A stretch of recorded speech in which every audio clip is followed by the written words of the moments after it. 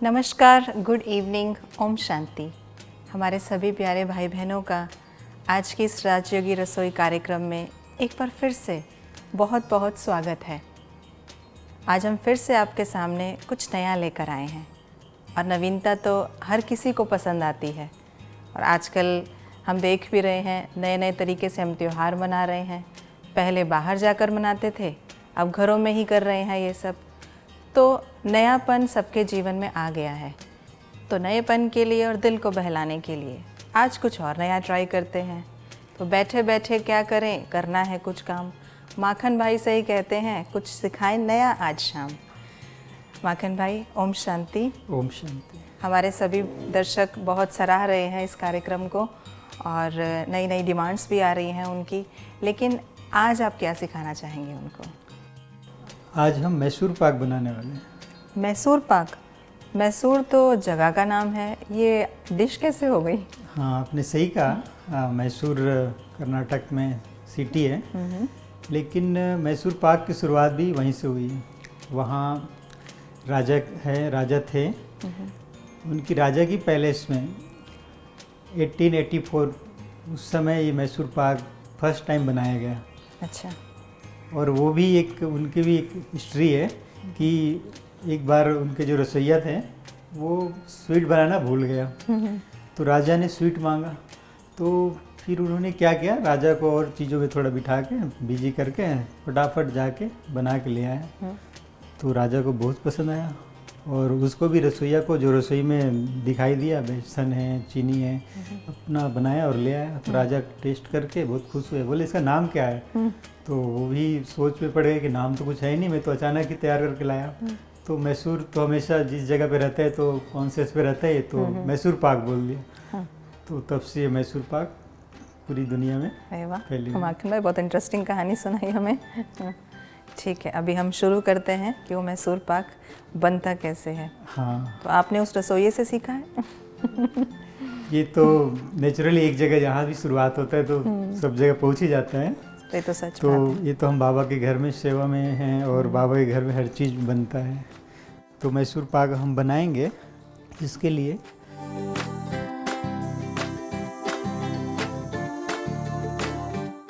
हम चीनी लेंगे, बेसन लेंगे और घी लेंगे, या फिर ऑयल से भी बना सकते हैं, ऑप्शन है। या आधा ऑयल आधा घी दोनों डाल के, घी से बड़ा अच्छा टेस्टी बनता है। तो सबसे पहले हम मैसूर पाक बनाने के लिए चीनी और पानी लेंगे। ये भी एक तरह से चाशनी तैयार होता है पहले, उसके बाद दूसरी चीज़ ऐड की जाती है। तो इसके लिए इसका माप जो है बहुत इजी है, 3-1 अर्थात 3 कप हम चीनी लेंगे तो 1 कप पानी, और 3 कप घी लेंगे तो 1 कप बेसन। अरे वाह, आसानी से याद रहेगा।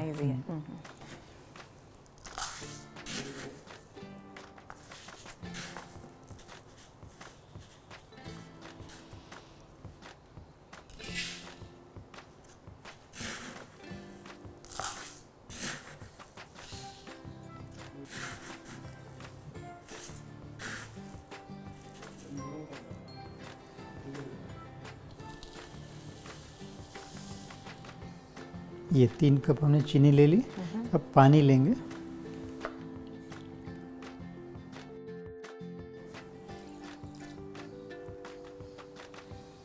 अभी हम चूल्हा चालू करेंगे।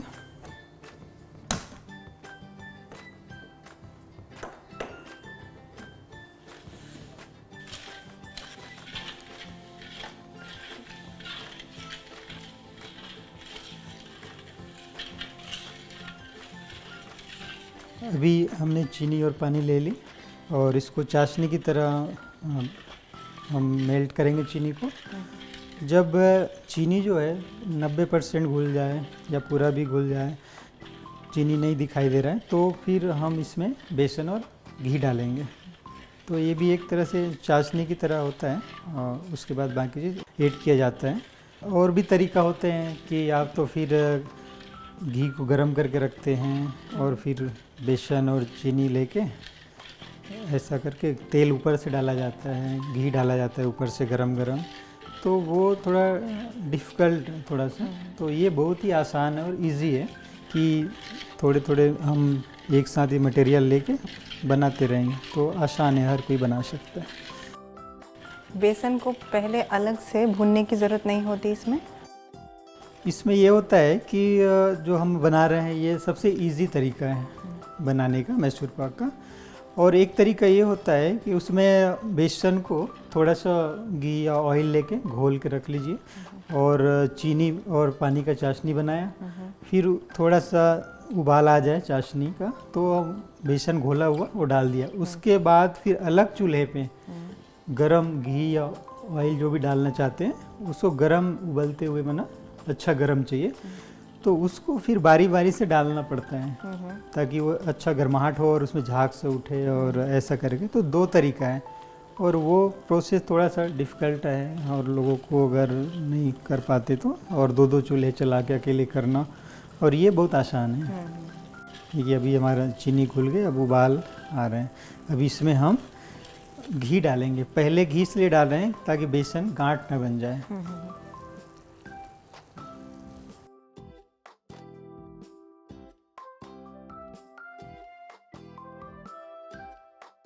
अभी हम बेसन डालेंगे। तो बेसन 1 कटोरी ये है।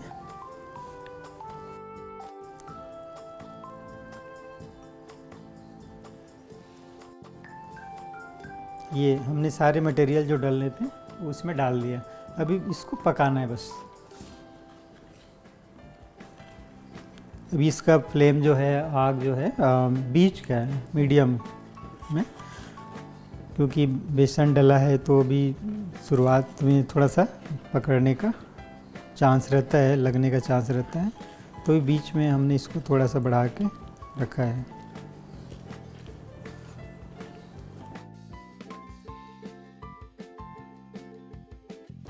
ये अभी बेसन और घी सब मिक्स हो गया इसमें अच्छे से, और अभी ये जो है धीरे धीरे एक बबूल सा बना इसमें उड़ता रहेगा।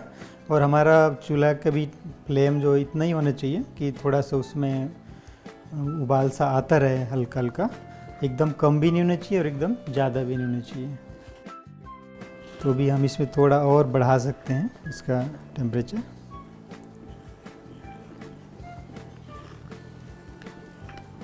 ये भी बबल्स आ रहे हैं। तो इस तरह से इतने ही फ्लेम पे, इतने ही टेम्परेचर में हम इसको पकाना है जब तक ये कढ़ाई ना छोड़ने लगे, घी उभर के ना आए। माखन भाई अभी इसमें बबल्स आने शुरू हो गए हैं, तो ये ऐसे ही उबाल आते रहना चाहिए। बबल्स आ रहे हैं ना, ये सही है इसका टेम्परेचर, ऐसे ही आता रहेगा और ये पकता रहेगा क्योंकि इसमें टाइम लगता है।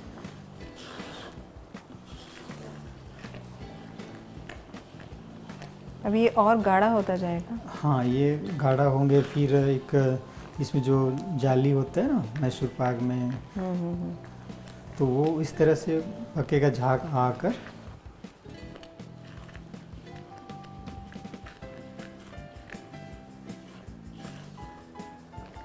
ये बनाने को शुरू करने से पहले हमें सभी इस चीज़ें तैयार करना है। जैसे हमने मटेरियल लिया तो हमें जिस बर्तन में इसको सेट करना है, डालना है, तो वो भी हमें पहले से रेडी रख करके रखना है। जैसे अभी हमने रखा है यहाँ पे स्क्वायर में, तो ऐसे ही 1.5-2 इंच का हाइट वाले बॉर्डर का कुछ भी बर्तन हो वो हम पहले से रखें अपने पास, क्योंकि इनको तुरंत ही डालना होता है। अगर लेट करेंगे तो ये कढ़ाई पे ही जम जाएगा।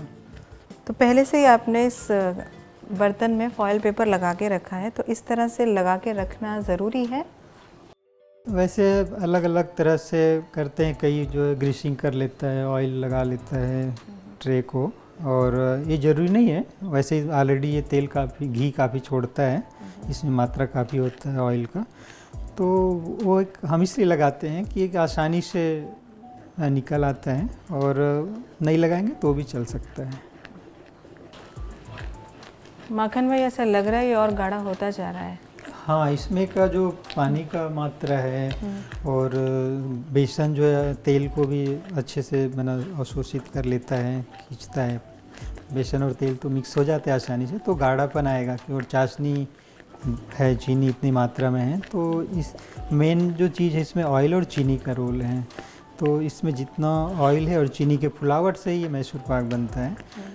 तो इसीलिए गाढ़ा होगा और अच्छे से फुलावट आएगा, इसमें जाली आएंगे, जालीदार बनेगा।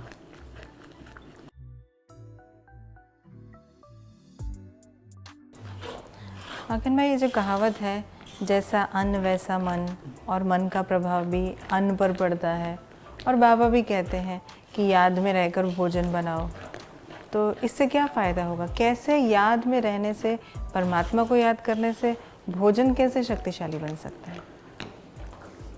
इसमें ये है कि नेचुरली विचारों का प्रभाव तो एक वातावरण क्रिएट करता है और जो चीज़ है उस पर पड़ता है। तो ये इस तरह से होता है, बाबा जो हमें कहता है कि याद में रह के भोजन पकाएं। और तो मान लीजिए कि हम कुछ बना रहे हैं, तो हमारे विचारों का तो हम सोच रहे हैं, हमारे अंदर मन है, बुद्धि है, तो हम ही सोच रहे हैं। वैसे ही समझिए, मान लो कि एक पेड़ है, आप कहते हैं ना पेड़ भी भोजन तैयार करता है। पेड़ जो है वो भी भोजन तैयार करता है, भोजन, पेड़ ग्रोथ करता है, प्रोग्रेस करता है, फल देता है, तो वो भी 5 तत्वों से ही लेता है सब कुछ। धूप लेता है, सूरज की रोशनी, पानी और खाद, हवा, ये 5 तत्वों का आधार लेकर ही वो भोजन तैयार होता है। पेड़ ग्रोथ करता है और बड़ा होता है, फल लगता है। तो उसमें अगर पेड़ से लगा हुआ फल हमें मिलता है, मतलब हमें फल प्राप्त होता है पेड़ से, तो क्या कहते हैं वो नेचुरल, सात्विक, नेचुरल है, उनको कहते हैं सात्विक है। इसमें कोई प्रकार की ऐसी नहीं है, ये तो नेचुरल, नेचर ने तैयार किया हुआ है। अब वो सात्विक कैसे हैं? क्योंकि पेड़ के अंदर तो मन और बुद्धि नहीं है, उनका कोई विचार नहीं चल रहा है। जहाँ भी है, जहाँ भी धरती पे लगा हुआ है, चाहे कैसे भी वहाँ के वातावरण हो, और उसके अलावा वो सभी वेस्ट चीज़ें उनको दे रहे हैं हम। अशुद्ध कार्बन डाइऑक्साइड हवा है और खाद है, गंदे पानी है, तो ये सब चीज़ वेस्ट हैं जो वो लेकर भी बेस्ट बना के हमें दे रहा है। बेस्ट वो इसलिए बना पा रहा है क्योंकि वो उनके अंदर विचार नहीं है, कोई चिंतन नहीं है, कोई अपना या पराया, कोई इस तरह की कोई नेगेटिव थॉट्स नहीं उसमें, क्योंकि मन बुद्धि नहीं, चैतन्यता है पर मन बुद्धि पेड़ों में नहीं है। वो न्यूट्रल है। न्यूट्रल, हाँ, न्यूट्रल वे पे कार्य करता है, चाहे कुछ भी उसको बोले। और यहाँ पर व्यक्ति भोजन बनाते हैं तो इंसान के अंदर, मनुष्य के अंदर क्या है? सबसे बड़ी चीज़ मन है, बुद्धि है, और मन में विचार जो है वो हर पल बदलता है। किसी ने कुछ कहा या कुछ चीज़ देखा तो उससे उसके विचार चेंज हो जाता है, उनकी सोच बदल जाती है, वृत्ति बदल जाती है और दृष्टि बदल जाती है। तो ये सब जब चेंज होता है तो जहाँ पे वो व्यक्ति रहेगा उसका प्रभाव वातावरण पे पड़ेगा, दृष्टि से, वृत्ति से, क्योंकि उनके अंदर वही चल रहा है। किसी ने कुछ कहा या नेगेटिव चल रहा है या कोई और थॉट्स चल रहा है। पेड़ तो नेचुरल वे पे कार्य किया। दूसरी बात, जैसे 5 तत्वों को लेके पेड़ जो है फल तैयार करता है, उगाता है, देता है, और यहाँ पर भी हम 5 तत्वों से ही कार्य कर रहे हैं। हम जैसे अग्नि का प्रज्वलित किए हैं और 5 तत्वों का बना हुआ मटेरियल है जो भी हमारे पास आया है, प्रकृति का दिया हुआ, और इसी को फिर हम हवा, पानी का ये सब चीज़ें हम लेकर ये भोजन तैयार कर रहे हैं। तो एक ये दोबारा बन रहा है, समझिए। एक बार जब तैयार हुआ तो नेचुरल प्रकृति ने तैयार करके दिया और शुद्ध दिया, जिसे सात्विक कहते हैं। व्यक्ति जब पकाता है तो वहाँ पे उनको नेचुरल मिला और यहाँ पर एक तरह से विचारों का प्रभाव पड़ेगा, क्योंकि 5 तत्व का जैसा हमारा विचार होगा तो उस तरह से।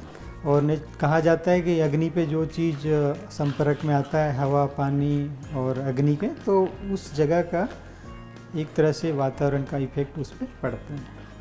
तो इस तरह से इन चीज़ों का प्रभाव होता है। और बाबा इसीलिए कहते हैं कि विशेष अटेंशन होना चाहिए जब हम किचन में कुछ बना रहे हों, भोजन बना रहे हों। तो इसलिए बाबा कहते हैं कि जैसा मन वैसा अन्न, और जैसा अन वैसा मन। माखन भाई अभी तो खुशबू आनी भी शुरू हो गई है। हाँ, अभी तो ये बस गाढ़ा होते जा रहे हैं, पकेगा और तो ये खुशबू आएगी। और हम घी लिया है, घी तो और खुशबू देता ही है।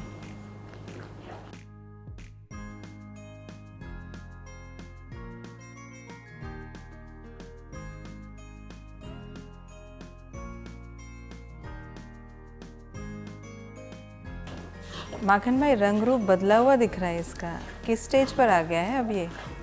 बस अब ये जल्दी पूरा होने वाला है, क्योंकि ये फूल गया और अच्छे से पक के अब घी छोड़ते हुए कढ़ाई भी छोड़ने लगा, इकट्ठा हो रहा है। तो ये पक गया लगभग। देखो, आप देख रहे हैं ये कढ़ाई भी छोड़ लिया और घी भी उभर के आ रहा है थोड़ा थोड़ा। तो ये पकने के लास्ट स्टेज पे हमें विशेष इस टाइम पर ध्यान रखना है। अगर इसी इम्पॉर्टेंट टाइम है इसका, अगर हम लेट करेंगे ज़्यादा इसको ट्रे में शिफ्ट करने में, तो इसमें ही चीनी जैसा हो जाएगा। तो उस चीज़ को हमें ध्यान रखना है और इसको जल्दी से अभी हम इसको ट्रे में डाल देंगे।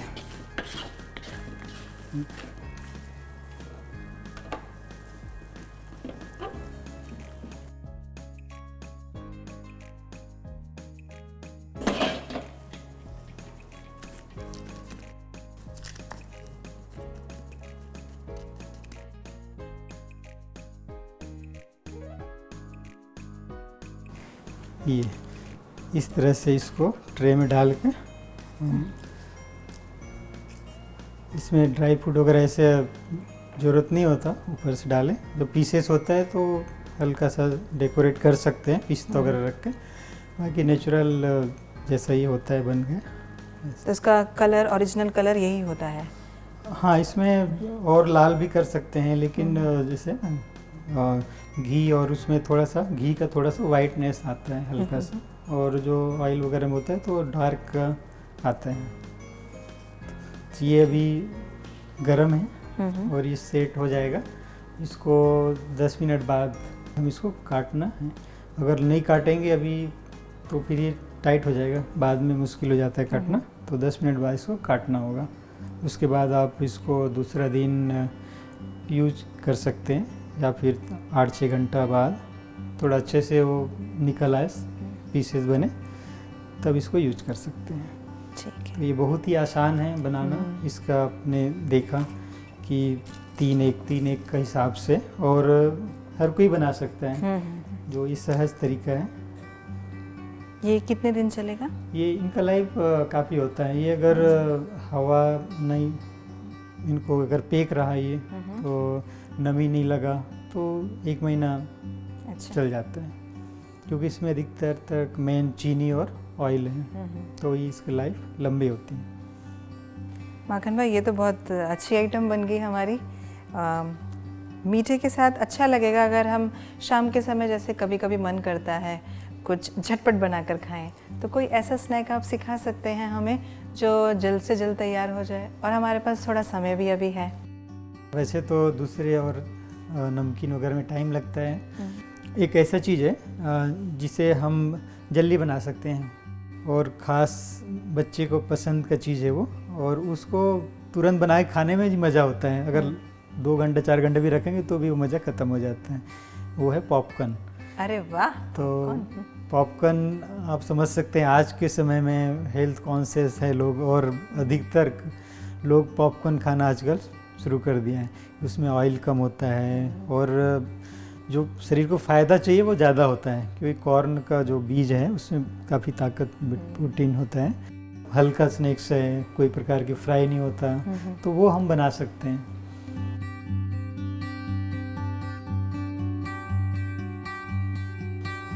तो देरी किस बात की, शुरू करते हैं हम। हाँ, हम इसमें ऐसे तो ओपन आपने देखा होगा बनाते हैं तो रेत रखते हैं, रेत में फिर उसमें काफ़ी टाइम लगता है। रेत गर्म होगा, फिर पॉपकॉर्न का बीज डाला जाए, उसका कॉर्न का बीज डाला जाएगा। एक तो इनको बनाने का और तरीके हैं, आजकल तो मशीनें आ गई हैं, वो मशीन में डाल दो, नमक तेल डाल दो और वो बन जाता है। दूसरा आपने देखा होगा आते जाते रास्ते में लोग बनाते रहते हैं, रेत और नमक ऐसा मिक्स करके, और उसमें पॉपकॉर्न ना बीज डालेंगे कॉर्न का, और वो धीरे धीरे तैयार होता रहता है नेचुरल। तो वो तो घर पे करना मुश्किल है, लेकिन एक आसान तरीका है, तो वो है कुकर से पॉपकॉर्न बनाना। कढ़ाई में बनाएंगे तो ओपन है, तो बाहर जब वो फुलावट आता है उसमें तो बाहर फेंकता है। कुकर सबसे अच्छा, उसमें कवर रख दीजिए तो वो सब इजी रूप से बन जाते हैं और इधर उधर वो बाहर नहीं निकलेगा। तो अभी हम बनाएंगे कुकर से पॉपकॉर्न। तो श्वेता, हमने एक कुकर रख लिया चूल्हे के ऊपर और हम इसमें ऑयल डालेंगे। पहले ऑयल कितना? ऑयल हम ऐसा 3 चम्मच ऑयल डालेंगे। अगर चाहे तो ऑयल की जगह बटर भी डालें तो टेस्टी हो जाता है। तो ये ऑयल डाला और अब हल्दी थोड़ा सा, एक वैसे वाइट भी रख सकते हैं लेकिन थोड़ा सा कलर होता है तो अच्छा लगता है। हाँ, तो गोल्डन कलर। हाँ, तो इस तरह थोड़ा सा हल्दी 2 इंच के बराबर।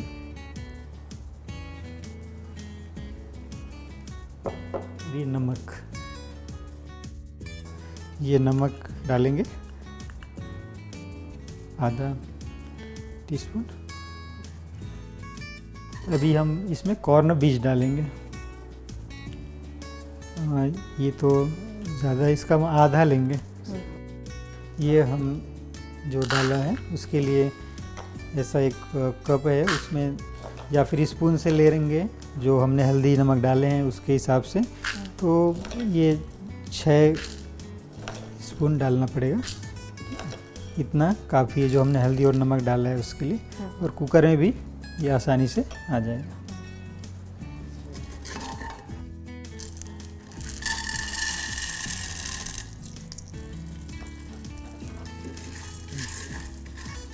अभी बीज जो है हार्ड है, टाइटनेस है, ड्राई है पूरा, तो तेल में भीगेगा। तो उसके लिए हम इसका जो फ्लेम है मीडियम में थोड़ा भीगेगा तेल से और नमक से, हल्दी सब लग जाएगा उसके ऊपर। तब तक बीज में थोड़ा फुलावट आएगी, तब तक हम इसका टेम्परेचर कम रखेंगे, स्लो से थोड़ा ज़्यादा। जब ये फुलावट आ जाएगा उसके बाद बढ़ाएंगे। जब एक दाना अगर खिलने लगे, मना आवाज़ आएगा, तो समझ लीजिए आप तैयार हो गया, मना ये पूरा रेडी है सब बनने के लिए। तो फिर इसका फ्लेम तेज़ रहेगा, उसके बाद हम फिर सीधा बंद कर देंगे।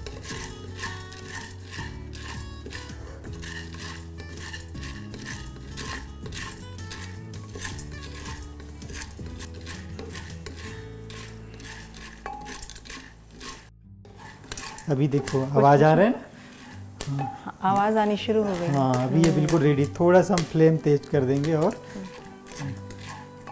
फिर ये बहुत जल्दी सारा हवा फूलने को तैयार हो जाएगा।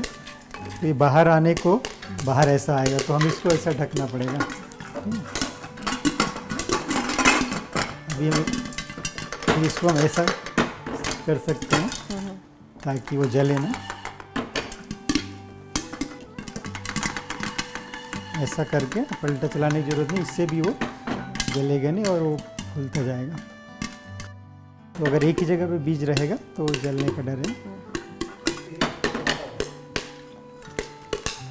अभी ये जो भी रह गया है वो आराम से भी तैयार हो जाएगा। तो हाँ, थोड़ा बीच में से चलाना पड़ेगा क्योंकि वो जो फूल गया है, बन गया है, वो जले ना।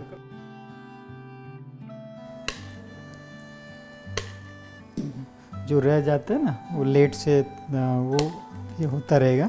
इस तरह से आसानी से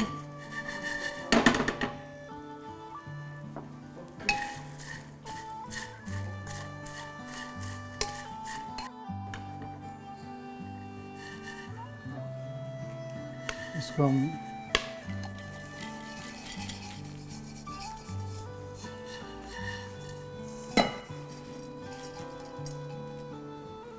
माखन भाई, इसका कलर तो बहुत सुंदर आया है, गोल्डन कलर। हाँ, हमने हल्दी इसीलिए डाला कि टेस्ट बन जाता है और हल्दी अच्छा होता है हेल्थ के लिए। हेल्थ के लिए भी अच्छा और है। इसमें कलर कलर अच्छा भी आ जाता है। तो ये ऐसा ताज़ा फ्रेश बना के इतना टाइम फ्रेश लगा। बना के फ्रेश खा सकते हाँ, हैं। ये क्योंकि रखने का चीज़ नहीं होता, ये बनाया और थोड़े समय में यूज करने के लिए तो हो। सच में बहुत जल्दी बन गया हाँ, है। तो इस तरह से घर पे बना सकते हैं। बाकी जो ज़्यादा मात्रा में बनता है तो फिर उस हिसाब से होता है, हमें फ्रेश मिल जाता है, इजी रूप से बना सकते हैं। तो ये एक तरीका है। माखन भाई अभी ये लगभग ठंडा हो गया होगा, काटने की स्टेज पर है ये? हाँ, ये काट सकते हैं। 10 मिनट तो हो गए इसको।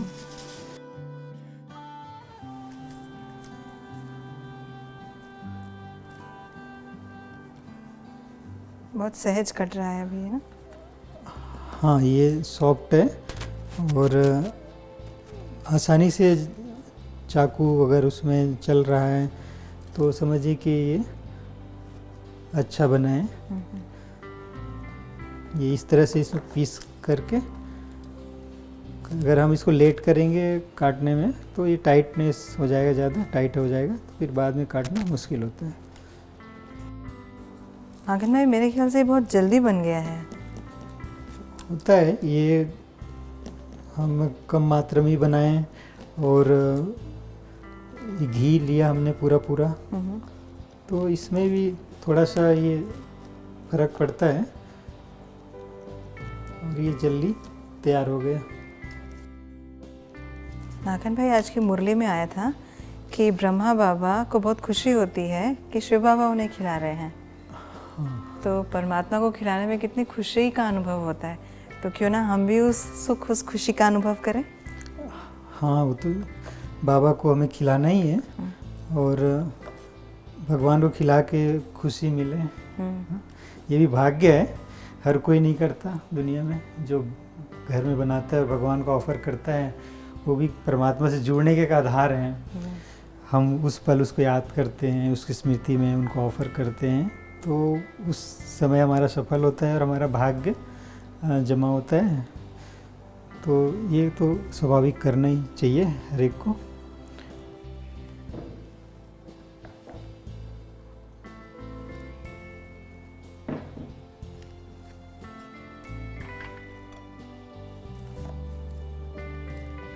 इसका जो फर्स्ट पीसेस निकालना थोड़ा सा होता है और अभी भी ये गर्म है, इसको टाइम चाहिए होता है। अभी थोड़ा सा 4-6 घंटा ठंडा हो, या आज बनाया तो कल का दिन में ये अच्छे से तैयार होता है। तो हमें बाबा को भोग लगाना है, बाबा के लिए निकालना है, तो इस तरह से हम इसको निकाल सकते हैं। ये हमने घी लिया ना, तो घी से बहुत ही खस्ता और सॉफ्टनेस है, ये फ़र्क होता है। और हमें भी ताज़े में निकाल रहे हैं तो थोड़ा सा नीचे का नहीं आ पा रहा है, इसके लिए टाइम चाहिए होता है। पूरा पीस उठाते में थोड़ा सा ये इस तरह से।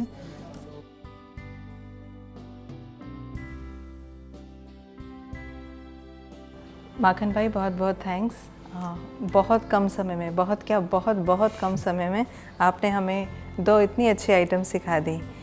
आपने हमें घर बैठे ही मैसूर की भी सैर करा दी और हमें हमारा बचपन भी याद दिला दिया पॉपकॉर्न बनाकर। आपने सीखा कि कैसे परमात्मा की याद में योग युक्त होकर भोजन बनाना है, खिलाना है। जो चीज़ हमने सीखी है, बहुत अच्छा होगा अगर हम ये चीज़ औरों के साथ भी शेयर करें। तो जितनी मन में सात्विकता होगी, पवित्रता होगी और ये पवित्रता की लहर चारों ओर फैलेगी, तो ये सारा विश्व खुशहाल बन जाएगा। तो ये भी एक बहुत बड़ी सेवा है, भोजन के माध्यम से लोगों के दिलों तक पहुंचना और पवित्रता के वाइब्रेशंस चारों ओर फैलाना। अगली बार जब तक हम आपसे मुलाकात करें, तब तक के लिए ओम शांति, शुभ रात्रि।